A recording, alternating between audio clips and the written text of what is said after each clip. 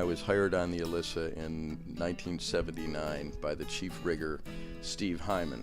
Steve hired me because I had 2 years of drafting in college that he could apply towards designing the rig for the ship, which I had no previous experience with tall ships whatsoever. We both went to a workshop in Central Texas on blacksmithing that was given by a guy named Joe Pahosky. Joe Pahosky, by the way, would continue on working with the Alyssa and create all of the much larger forged iron fittings for the ship, and he was a real fundamental part in the production of the rig. After our workshop, we both came back thoroughly in believing that we were capable of forging a lot of the smaller forged iron fittings for the ship. However, we had a very disbelieving engineering staff. I was given, after several months, an opportunity to prove myself, and this was in the form of a very, very rudimentary forge that was set up alongside the ship at the Duval sulfur site.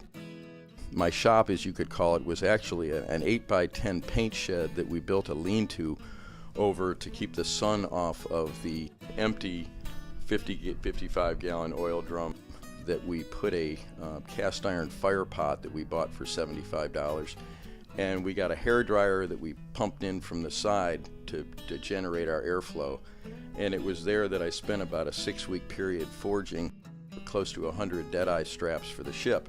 But had I failed at this project, my job would be in jeopardy, so I had to prove myself. And this one particular day, the powers that be were coming out. Michael Cochran and David Brink and Walter were all coming out from the office, and they were going to make their decision as to whether I was going to be able to keep this job and keep doing these fittings. We had gotten a call that they were leaving the office, and just at this point I looked down and realized we'd started a fire in the tall grass around the shed, which also housed about 150 gallons of international paint epoxy. So within about 2 seconds, everybody on the ship was on the grounds with their fire extinguishers battling this blaze that was threatening to blow up everything.